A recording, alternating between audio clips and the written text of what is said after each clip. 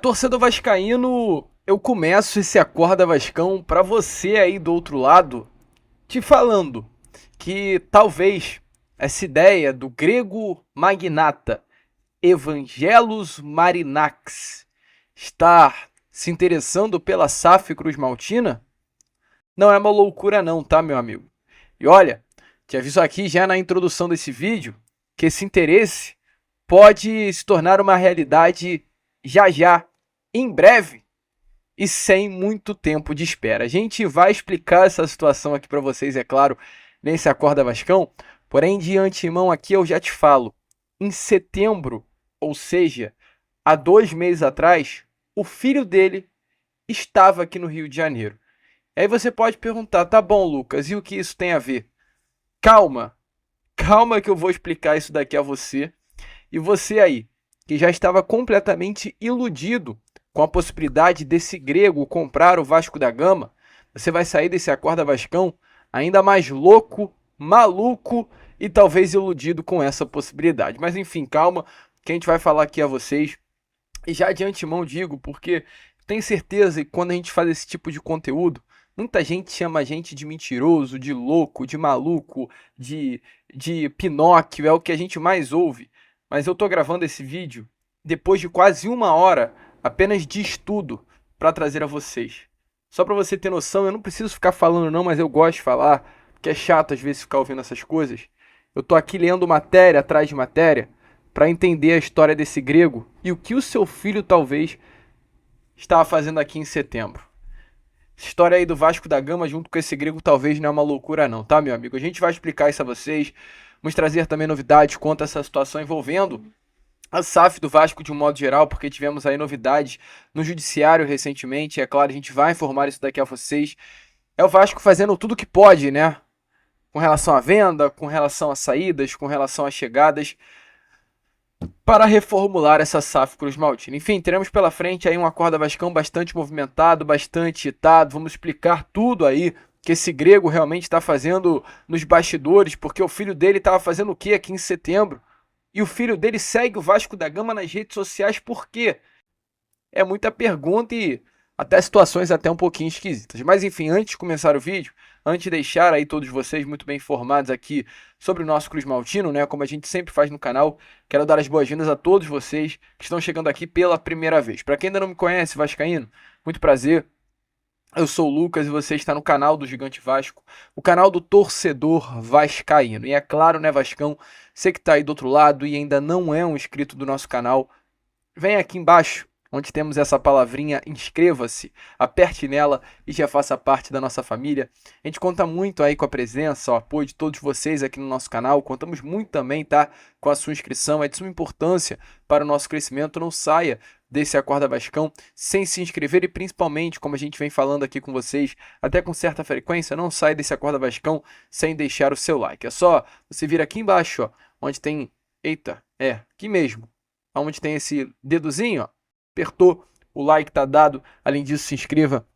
Vamos ajudar aí o canal do Gigante Vasco, até porque teremos pela frente um vídeo muito legal, um vídeo muito interessante, um vídeo feito com muito cuidado, com muito carinho, de fato, para você entender o que vem acontecendo aí nos bastidores do nosso Cruz Maltino.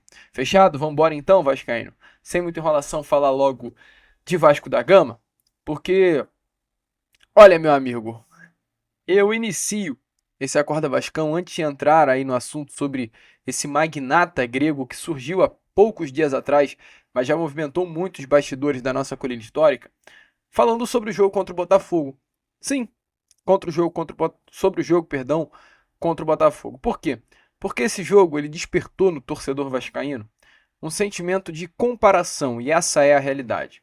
Porque tanto o Vasco quanto o Botafogo foram os dois clubes que tiveram as suas vendas concluídas exatamente no mesmo ano, 2022. O Vasco vendendo 70% das suas ações para 777 Partners e o Botafogo vendendo 90% das suas ações para a Eagle Holding de John Textor.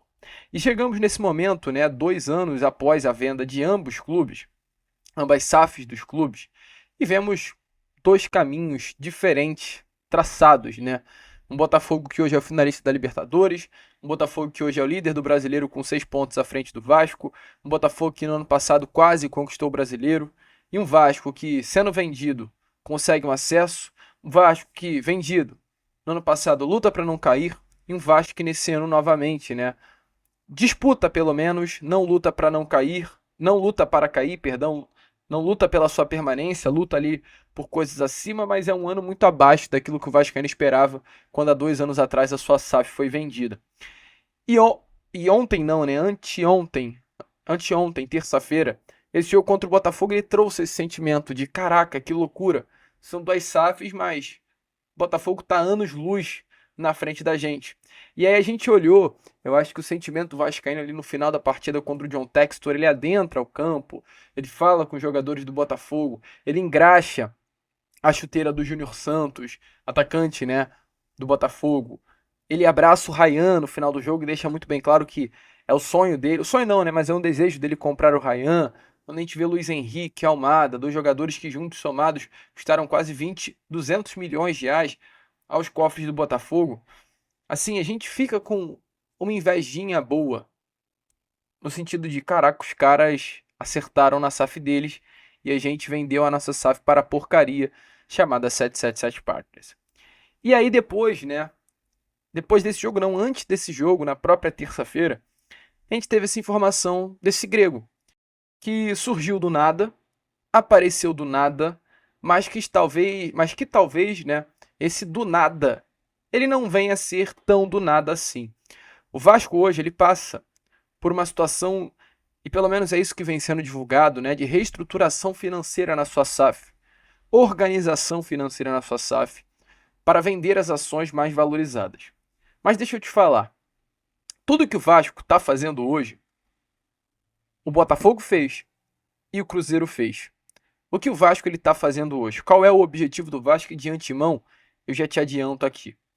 O Vasco, ele sai praticamente do regime centralizado de execuções, não sai especificamente porque tem que se permanecer no RCE, mas o Vasco está tentando atacar as suas dívidas de uma forma direta. Qual era a grande situação? O Vasco tinha 200, 300 dívidas diferentes com atletas, funcionários, cada dívida por um valor. O Vasco, por exemplo, deve 10 milhões de reais para o Éder Luiz. O Vasco deve 5 milhões de reais para o Romário. O Vasco deve 2 milhões de reais para um jogador de basquete que passou pelo Vasco lá em 2000. E quando o Vasco está com todas essas dívidas juntas, o que o Vasco tem que fazer? Ele tem que pegar a porcentagem da receita que cai mensal e dar para o RCE, que o RCE vai distribuir um pedacinho de cada valor destinando a pessoa que o Vasco deve. E o que o Vasco vai tentar fazer agora? E por isso que o Vasco entrou na justiça suspendendo qualquer tipo de execução. É ir direto na fonte e renegociar diretamente com o profissional, com o funcionário que o Vasco deve, para abater, diminuir um pouquinho o valor das dívidas e evitar juros. Tudo isso que o Vasco está fazendo agora, o Botafogo fez antes de vender a SAF. O Cruzeiro fez antes de vender a SAF. O Bahia fez antes de vender a SAF. Esse trabalho é um trabalho de organização para que o novo investidor tenha até uma facilidade para atacar as dívidas. E automaticamente o clube ele consiga se reestruturar de uma forma mais rápida. Só que essa SAF da gestão de Jorge Salgado foi tão porcamente feita que foi uma grande bagunça. Nem isso o Vasco fez. E contratou uma empresa pior ainda que nitidamente não tinha capacidade alguma de fazer. O Vasco ele recentemente entra nessa arbitragem, né, contra a ICAP, uma arbitragem junto à Fundação Getúlio Vargas. Inclusive tivemos a informação que o terceiro árbitro foi definido. Então já temos a mesa composta com os 3 árbitros que vão julgar aí esse caso dos 39% das ações, se essas 39% das ações irão para o Vasco ou ficarão com a ICAP, mas assim, tá muito avançadas as coisas para que se concretize isso o quanto antes. O Vasco e a ICAP decidiram aí essa última árbitra. Então as coisas elas estão avançando para que a venda ela venha a ser engatilhada. Essa é a grande realidade. O Vasco ele retomando 39% das suas ações, ele ficará com 70%, 69% arredondando para 70%. E poderá vender 50%, 60% delas para esse novo investidor e a ICAP com os seus 31% que se resolva, que se vire com os 31% que pertencem a ela. se vai vender, se vai ficar, se vai usar. Eles que decidam, o Vasco ele precisa, principalmente, né, definir aí o seu futuro, é isso que está fazendo. E aí do nada, e é realmente do nada, a gente na última terça-feira teve essa informação, porque grande parte da torcida ficou pensando que talvez o Vasco iria se reestruturar financeiramente e permanecer nesse modelo associativo barra SAF, um modelo meio mistão. Mas aí, meu amigo, com a informação do jornalista Jorge Nicoli, que baita apuração, os bastidores da colina histórica começaram a se movimentar novamente com relação a essa possível venda. Por quê? A informação do Jorge Nicola, ela é mais focada no Edu Gaspar, profissional que atuou em clubes do futebol brasileiro, tem passagem pela seleção brasileira e que, como diretor de futebol, tem um trabalho exemplar. Iniciou no Corinthians, fez um belo trabalho no Corinthians, foi para a seleção brasileira com o Tite, fez um belo trabalho na seleção e hoje, hoje não, né? Estava no Arsenal fazendo um excelente trabalho no Arsenal, clube que ele jogou, por isso, por conta dessa identificação que ele foi para lá, além de ser um baita profissional, ele largou esse trabalho no Arsenal. Por que ele largou esse trabalho no Arsenal? Para se juntar ao magnata grego, que é o assunto desse vídeo, que é o Evangelos Marinakis. O Evangelos Marinakis, meu amigo, qual é a história desse rapaz? E como eu disse, a gente está estudando, eu estudei tintim por tintim da história desse grego bilionário, uma fortuna avaliada em 22 bilhões de reais. Evangelos Marinakis, ele inicia, né, a sua carreira no futebol exatamente no ano de 2010, com a compra do Olympiacos. Ele compra o Olympiacos. O Olympiacos sempre foi um dos maiores clubes do futebol grego, mas com a compra por parte desse grego se tornou ainda mais uma potência. Em 2010 ele compra. De 2010 a 2017 é instaurada uma supremacia do Olympiacos na Grécia. São 7 títulos gregos consecutivos. Além de também, durante esse período de 2010 a 2024, ter levantado 4 vezes a taça da Copa Nacional. Porém, a partir de 2010, 7 anos após a primeira aquisição, que foi do Olympiacos, o bilionário grego ele queria gastar o seu dinheiro de alguma outra forma. E aí que entra o primeiro clube inglês dele, que é o Nottingham Forest, primeiro e único, tá? Em 2017 ele compra, se torna o sócio majoritário do Nottingham Forest da Inglaterra, ainda na segunda divisão do campeonato inglês, e depois de 23 temporadas fora da primeira divisão, ele faz com que o Nottingham Forest retorne à Premier League, que é a primeira divisão do campeonato inglês, no ano retrasado, em 2022, para disputar a temporada 22-23. Nottingham Forest ele vem disputando agora a terceira temporada seguida na primeira divisão na Premier League. E o Nottingham Forest é o terceiro colocado do principal campeonato, né, da principal liga de clubes do futebol mundial. Trabalhaço que esse grego fez no Nottingham Forest, com investimentos altíssimos, que passados calculam aí quase 3 bilhões de reais em investimento nos 7 anos que esse grego está à frente do clube. Mas qual é a situação? Ele comprava e ele mesmo se tornava o sócio majoritário. Uma espécie de Pedrinho do supermercado BH. Pedrinho, né, dono do Cruzeiro, ele comprou o Cruzeiro. Pedrinho é o dono do Cruzeiro. A SAF, eu não sei como funciona, mas está no nome do Pedrinho. E é isso que esse grego está fazendo. Ele comprou o Olympiacos no nome dele. Eu sou apaixonado pelo Olympiacos, eu vou comprar o Olympiacos e é isso. Em 2017 ele comprou o Nottingham Forest. Só que teve uma aquisição agora, no final do ano passado, que foi a aquisição do Rio Ave. E essa aquisição, ela não foi uma aquisição feita por esse grego. Não, mesmo que vocês achem, não foi uma aquisição feita por Evangelos Marinakis. Fui pesquisar, fui procurar. Como eu estou falando, a gente está aqui para fazer um trabalho sério. A gente não está aqui para brincar. A gente está aqui para trazer informações verídicas a vocês. Essa aquisição do Rio Ave, ela foi feita pelo filho de Evangelos Marinakis. Pois o que aconteceu, meu amigo torcedor vascaíno? Evangelos Marinakis deu para seu filho, e exatamente deu, né? Assim, para ele se divertir, para ele brincar um pouquinho também. O filho dele é o Miltiades Marinakis, esse rapaz que está aparecendo aí a vocês.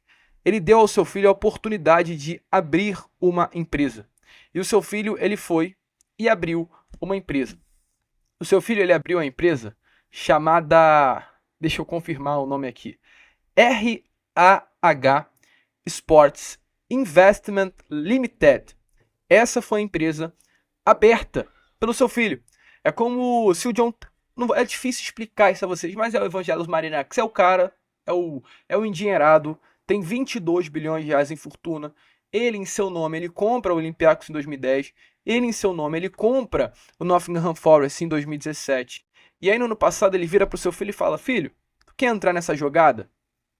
Tu quer? Vamos brincar de fazer futebol? Então, eu vou fazer o seguinte: eu vou abrir uma empresa e vou te colocar como sócio majoritário dessa empresa.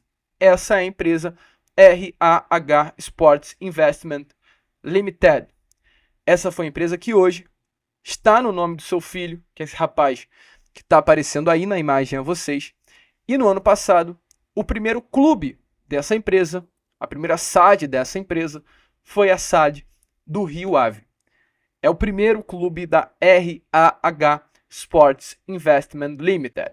Acredito que em breve essa empresa ela vai estar também, com o Olympiacos, vai estar também com o Nottingham Forest. Todos os clubes devem se juntar a essa mesma empresa e tudo deve se tornar um grande conglomerado de clubes, né? E aí qual é a situação? Por que entrou o Edu Gaspar nessa jogada? Porque o Edu Gaspar é um nome de destaque no Corinthians, destaque na seleção brasileira e destaque no Arsenal. O objetivo desse rapaz, do Evangelos Marinax, agora ao lado do seu filho, com essa empresa citada, a RH Sports Investment Limited, é desenvolver, meu amigo. É crescer, se tornar um dos principais grupos aí do mundo. Um grupo City, um Eagle, do John Textor, um grupo forte. E aí trouxe o Edu Gaspar com todo o portfólio que ele tem no mundo de conhecimento para avançar. Essa é a grande realidade.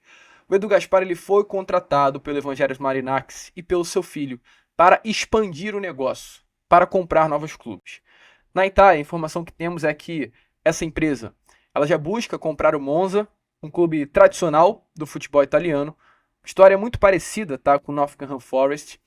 E aí que entra o Vasco, porque a informação é que Edu Gaspar tem como grande missão comprar um clube da América do Sul. E a expectativa é que esse clube venha a ser no Brasil. E se tratando de Brasil, esse clube é o Vasco da Gama. Há sim um interesse, não é loucura, o grego está interessado em um clube do futebol brasileiro e o Vasco está sim no radar. Mas o que mais me impressionou, mesmo eu vendo matérias do GE, mesmo o GE confirmando o interesse, mesmo o Nicola confirmando o interesse, o que mais me pegou foi dois grandes pontos. Ponto 1. Filho do Evangelos Marinax, o dono dessa empresa que eu acabei de citar a vocês, a RH Sports Limited, esqueci o nome da empresa geral, ele estava aqui em setembro. O filho dele, ele faz uma postagem no seu Instagram em setembro desse ano, aqui no Rio de Janeiro, 29 de setembro, há pouco mais, né, de um mês atrás, o filho dele estava aqui no Rio de Janeiro. Pela imagem colocada nas redes sociais, ele estava na orla de Copacabana.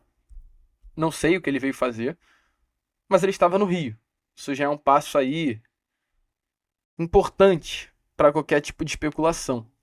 Mas o que mais me surpreendeu foi que, ao olhar as pessoas que esse rapaz segue, as páginas que esse rapaz segue, o filho de Evangelos Marinax, sócio majoritário, dono da empresa RAH. Eu não vou lembrar o nome da empresa aqui, né? Mas vocês já sabem que a gente já repetiu aí diversas vezes a vocês. O dono, deixa eu ler então, né? O dono da empresa RAH Sports Investment Limited segue o Vasco da Gama nas redes sociais. E aí, meu amigo, eu te pergunto, por que esse rapaz está seguindo o Vasco? A rede social desse cara foi invadida. Do filho do Evangelos Marinax, do sócio, do dono da RH Sports Investment Limited, foi invadido. Assim como também, né, a rede social do próprio Evangelos Marinax, do grego magnata, do bilionário, do dono da grana, foi invadida igualmente. Será que esses caras já se apaixonaram pelo Vasco agora? E se havia uma ideia, a coisa aumentou? Ou será que as conversas já acontecem há muito tempo? Meu amigo, eu não tenho como te dar certeza de nada nesse momento. Não tenho como te confirmar se as conversas rolam, já rolavam há um tempo, ou ainda vão rolar. O certo é, esse rapaz aqui, o dono dessa empresa, seguir o Vasco nas redes sociais, estar no Rio de Janeiro em setembro do ano passado, com esse interesse que agora eles têm de comprar um clube no futebol brasileiro e a urgência que o Vasco tem de vender a sua SAF para fazer dinheiro, é muita informação, é muita possibilidade de que, se não está acontecendo, o quanto antes algo aconteça. Tenho certeza que o Pedrinho, ó, ele tá assim em casa, ó, telefone na mão, só esperando a primeira ligaçãozinha para atender e torcer para que seja esse grego magnata dizendo: "Hello, Pedrinho. Tô chegando aí para assinar um contrato com vocês." E aí, meu amigo? 22 bilhões de fortuna. Será que é muito ou pouco dinheiro para fazer alguma coisa pelo Vasco? Acho que é muito dinheiro, mas deixe aí a sua opinião nos comentários. O certo é muita movimentação, muita coisa acontecendo, e talvez o Vasco precise disso. De um cara louco, endinheirado, que bote dinheiro e seja um apaixonado pelo futebol. Vamos que vamos, vascaíno. Deixa aí a sua opinião nos comentários. É claro, quero muito saber a sua opinião sobre isso, que teremos aí, com toda certeza, se não uma quinta agitada, semanas agitadas no nosso Cruz Maltino. Vamos que vamos, se inscrevam, compartilhem, ajudem aí o nosso crescimento. E é claro, meu amigo, como sempre falamos aqui, saudações vascaínas.